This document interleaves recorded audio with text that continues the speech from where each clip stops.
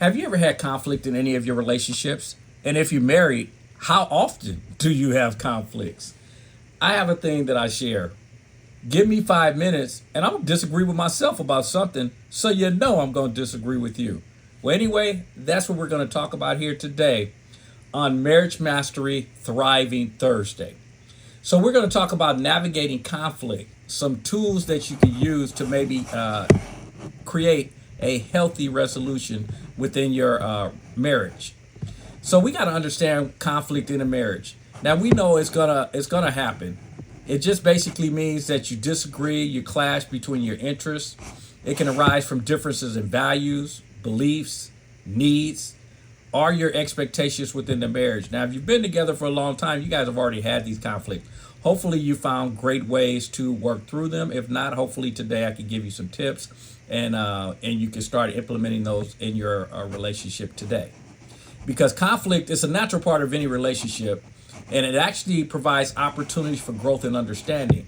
By that, I'm saying it allows you to understand, as we talked about, other people's values, other people's beliefs.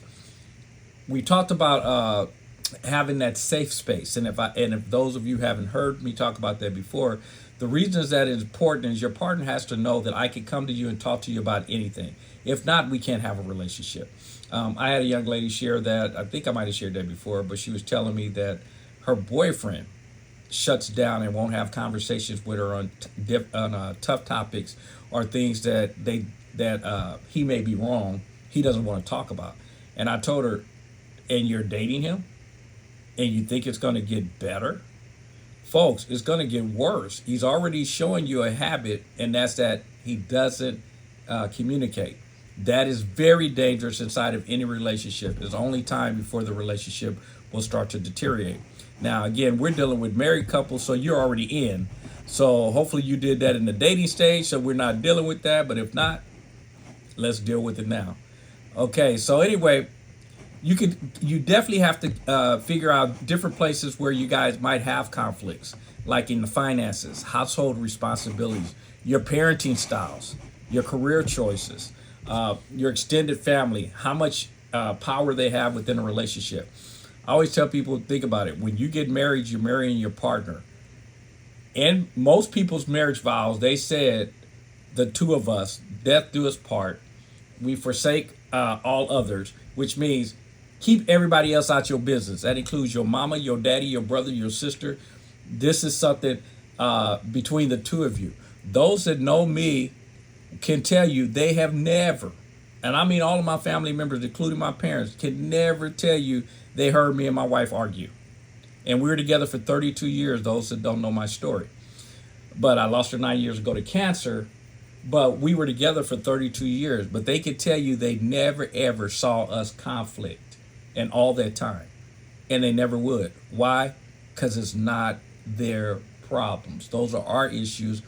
We resolve them. And that's kind of what we're talking about here today. These are things we need to have talked about. And if we haven't, we need to talk about, because on finances, this could create a lot of challenges inside of a relationship. People will teach you, and I've heard it over and over, it's the number one reason for divorce. I actually worked in the financial field for 30 years, helping people get their finances together. I can tell you, I'd walk into a home and I could tell you immediately whether this marriage was going to last or not before we even got to their finances, because finances are not, I repeat, are not the reason that people get divorced, unless someone only married for finances. You get me? And we know people do that. But if that's not the reason you came into the relationship, then you'll work through finances and everything else. You have to talk about household responsibilities. Those that know, as far as, I don't believe in gender roles. The only time I deal with a gender role, if you want to call it that, is I said, if your family is being attacked from a mental or physical perspective, as the man, you better step forward and say, you got to go through me to get to my family. Once we get past that, everything else is we figure out what works best for our team. It's like any sporting team. Nobody runs the same offense, same defense, because you don't have the same personnel. Understand your marriage is the same. You got two unique individuals who see the world differently from everybody else, and therefore, what works in our house is not going to work in other houses, and vice versa. We can take tips, but we ultimately have to figure out what works for our team. Parenting styles. Again, I hope a lot of these you guys have already done in advance, or if you're new couples, then this is stuff you need to get this stuff done before we start getting into like parenting. What are your styles? There are some parents that believe in tough discipline. There's other parents that believe you give timeouts. And then there's parents that will freak out if you start talking about timeout. What do you mean giving timeout? Where to build at? You need to figure that out. Career choices. What is your partner getting into? I I don't understand where you would have too many conflicts unless your partner has a career that they didn't tell you about and something that you find out later that they're into. And nothing against them, but it's like you don't want to find out after you got married that your wife is a stripper, unless that was okay with you from the beginning, or that's how you met her. Okay, and again, I'm not here to say good, bad, right, or wrong. That's up to you. But I'm saying these are things you don't want to find out, or your partner goes into that later after you guys have been married for a while. These are things that we need to have a conversation because they can create conflict. You can't, because again, when you get married, this is no longer about just you.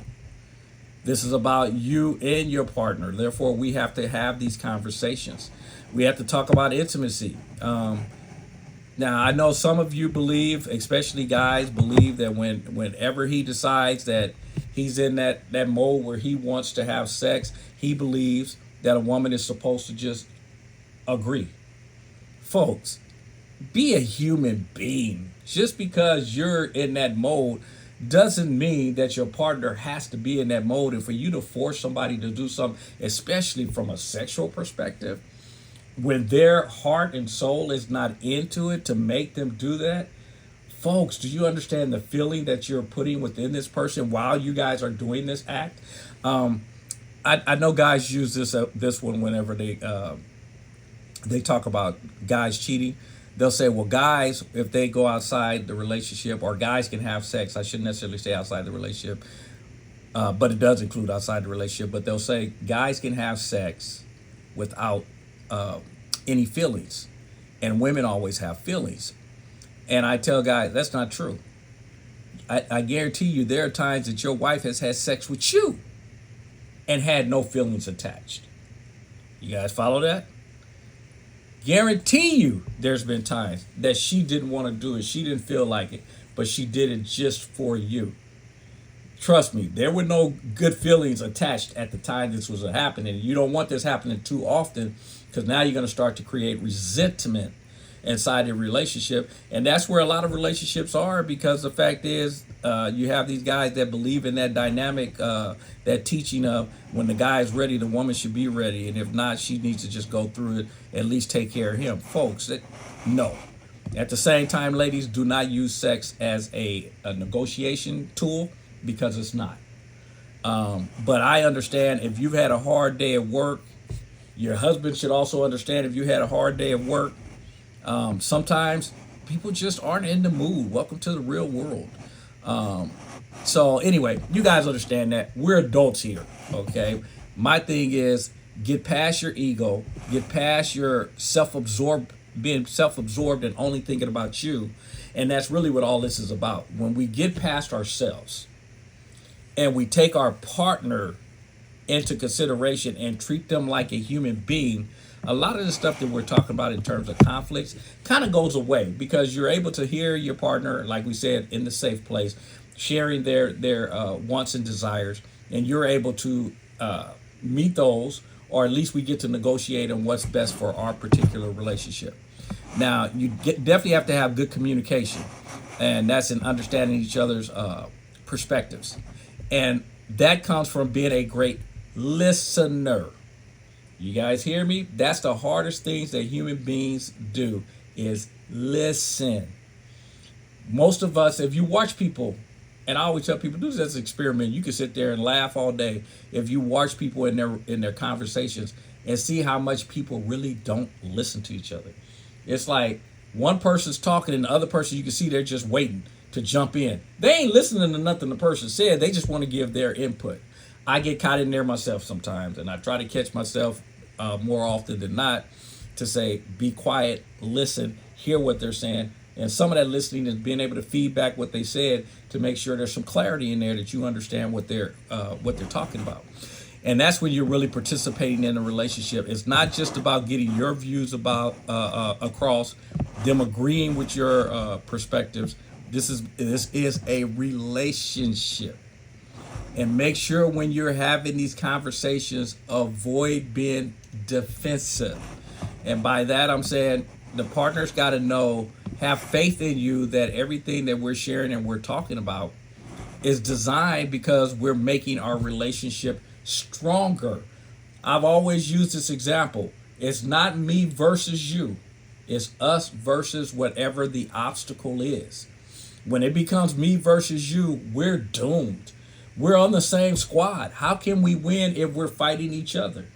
When we get into the game, we ain't got a chance because we're fighting each other. We got to be on the same squad as a united front in order to attack any obstacle. I don't care if we're talking about the toothpaste cap off a toothpaste bottle. We got to figure out how we going to get that cap back on the bottle. Why do you think the way you think? Why do I think the way I think? Why? Folks, we are a team, and that in your marriage, you need to understand that we are a team. Now, you got to introduce, when you guys are talking, different ways that you want to solve certain situations. Like there are people who believe because they get angry, let me walk away and we'll finish this later after I calm down. If you know that's that person's style, then back off and allow them to walk away. Now, again, like I say with everything, do not use that as an excuse not to have negotiations where you can act like you mad, you can walk away, and then you ain't got to deal with the situation. No, we have to deal with the situation. But you know at the same time, if you're a person that takes things personal, which again, what we're talking about here, you got to learn how to quit doing that and realize the person's on your team and let's work through this stuff. But if you are a person in the beginning, or that's where you are in the marriage right now, that you are a person to get defensive and you know that you get angry, before you say stuff that is going to cut, that once you say them, you cannot take them back, and you know it's better for you to walk away and cool down, then as a partner, you got to understand it's better to let them walk away and cool down. And don't be the partner that follows the person when they're walking away because you want to keep the conversation going.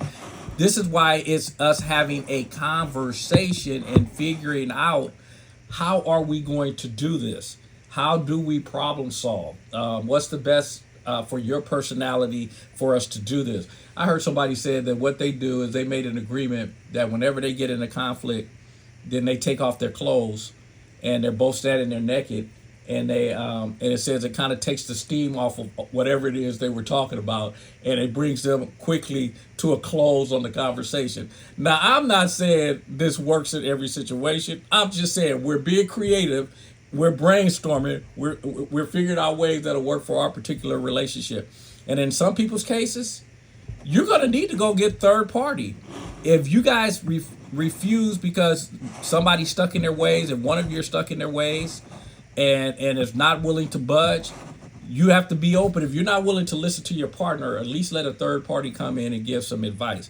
And make sure the person that you go to has some great advice, has been and walked down the aisles and did the things that you're doing.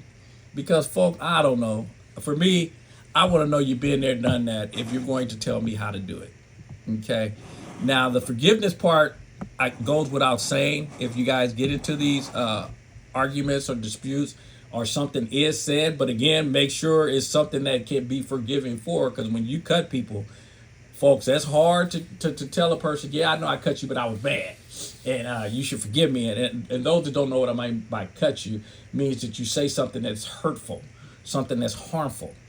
I can forgive you just because we disagree and you say something and I just go, okay, I don't agree with that or whatever. But we can work through that, and we both have to be willing to work through that so that we can rebuild and or just repair the relationship if something goes wrong. And folks understand, and you guys have heard this before, forgiveness does not mean forgetting. It's kind of like I teach, acceptance is not the same as agreement, because I believe love is just accepting person, place, or thing just the way that it is. Doesn't mean I agree. I can accept you as you are. Because I don't agree, we might not be hanging out together. You guys follow me? Because they have nothing to do with each other. That's why you can love a person from a distance. Because I can accept that this is your life, your journey, you run it. That's cool. Run your race. But it doesn't mean because I don't agree that I'm going to hang out with you. This holds true inside of the marriage. Doesn't mean I have to agree with you. But I have to be able to accept that this is your views, your perspectives, your beliefs because of where you came from. But again, this is why we're talking. This is why we're having communication. This is why we're building the solid foundation of the relationship so that we can find out, well, where did you get these beliefs from? Where did they come from? I used to get my wife mad at me for that because I'd be like, so why do you think that? To go, well, my mom and my dad, okay, I don't want to know what moms and dad think. I can go ask mom and dad what they want, what they think. I want to know, why do you think the way that you think? And that used to drive her crazy. She used to get upset with me. But anyway, but the key is, that's what I'm saying is, we need to be able to have a conversation where we can say, you have the freedom to speak your perspective. And that's why I used to do that with her, is I said, dear, I'm not trying to prove you wrong. I'm not trying to make you believe what I believe. But I want you to be strong in your beliefs so that you can stand on your beliefs. So when somebody asks you, why do you think this? This is not what my mama, what my daddy said, what my husband said, what nobody else said. I believe and I stand on this because these are my beliefs. And then we can have that open line of communication as two individuals and come to an agreement, even if we agree to disagree. We can come to a conversation, but that again, that's that safe spot that we can have that conversation. Make sure you have that safe spot. And in some instances, as I said it before, you're going to just have to seek professional help and be open to that. Is your marriage worth it? You can make that decision. I'm hoping the answer is yes, because I am a person that I believe in marriage. That's the reason I'm doing this this marriage mastery, because I believe in marriage. I have guys get in the car with me when driving rideshare that will tell me, man, I just came from hanging out with this girl, and then tell me I'm trying to sneak in the house and hopefully I don't get caught by my wife or my kids wake up or something. Folks, that to me, that hits me in a wrong place, because I believe in marriage. And I know the guys are sharing that with me because they think that, oh, you're a man, so you understand what I'm doing. No, folks, I don't understand. I don't understand. I believe in marriage. I believe in committing. So I'm the wrong person to have that conversation with. So, but some of the things you could do just for yourself is that will help the marriage also, is doing some meditation, doing some yoga. You guys have heard this kind of stuff before, but do it. Some of you have heard it, but you're not doing it. Get some meditation, get some yoga so that you could calm yourself down, especially if you're a high-tempered person, to be able to see a different perspective, because that's what meditation and stuff does. It helps you become a little more calm. That will help when we start doing our conversations, when we get together and we're having these discussions and these conflicts. I'm more at peace, and the relationship, the conversation will go a lot smoother. You can do this to help your relationship. It's definitely going to help you personally, but then it's going to turn around and your partner will benefit from you doing this. I always say you don't make changes for other people. You make changes to make you a better person, and other people will benefit as a result of that growth. And that's really kind of what we're teaching, and everything we're sharing is trying to help you become a better, stronger individual, which in turn will make you a better, stronger partner. Now, we got to focus on, as we close out here, on how to prevent future conflicts. We got to come up with different examples, like, do we set a time that we're going to talk about this? We got to set boundaries of what can or cannot be said. Some people don't like certain words that are used because they're trigger words. And those trigger words are things from their past that make them feel a certain way. So those words come off the table.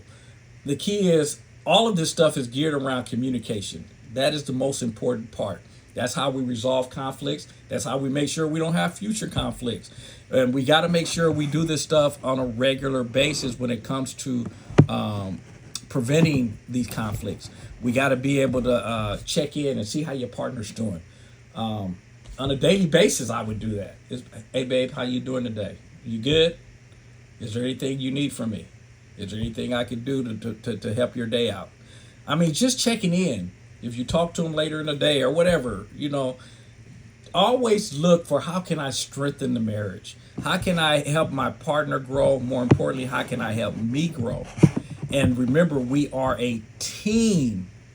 And the whole thing is working together as one as we navigate through these conflicts. And that will cause us to have a healthy relationship. So make sure, folks, I hope you got some good tips out of this. Take the time to communicate with your partner. Don't hold grudges. Be willing to be open. Share and allow your partner to share. Figure out again the timing. If your partner's getting angry. Don't do this in front of other people. Whoo, that's a major one. Folks, that's why I said earlier, nobody could tell you they saw us have a conflict, because our challenges are ours. Our problems are ours. We will resolve them and not in front of you. The only time you should be opening up about your particular issues is if you're in front of someone who can actually help you guys through this particular situation, as we're talking about that third party. If not, you're gossiping. Do not gossip with other people, especially about conflicts that's going on in your house, because you're going to cause the person who's on your side, because that's obviously who you're going to share with, somebody that's on your side. You're going to cause them to turn against your partner, and then they're going to create more conflict in your relationship, because they're going to be like, well, why you put up with it? Why you letting him talk to you that way? Folks, and I know you guys have experienced it. You've had friends that experienced it. This is our relationship, and we got to make sure we work together as a unit. Make sure our partner is at peace in their life. That's what the provide and protecting is all about. Does your partner feel safe inside of the relationship? Most people look at this protection like you're protecting them from the outside world. Folks, we're not in the days of lions, tigers, and bears. So you're not protecting them. It's very rare you hear people that on the street that they have to protect their partner. It happens, okay? But it's very rare. And so the key is, when they're talking about protecting your partner, does your partner feel safe inside of the relationship, inside of the marriage? That's where most people get hurt. I hear guys all the time talking about, I'm protecting my wife. You're the one hurting her. You're the one that's out here cheating. You're the one that's not communicating. You're the one that's creating the pain in her life. And folks, it does go both ways. You guys know I believe it goes both ways on everything. But I'm saying, that's where the protection comes from. Protecting your partner's well-being, their health, their mental stuff.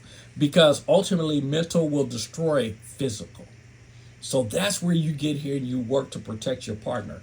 And this is a part of protecting our relationship, is being able to go through and go through conflict and get those resolved. So again, as you guys know, it ain't right, it ain't wrong, it is my opinion.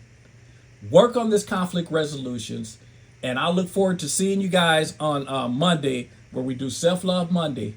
And remember, if you're not having fun, you should be doing something else. Talk to you soon. Take care. Bye-bye.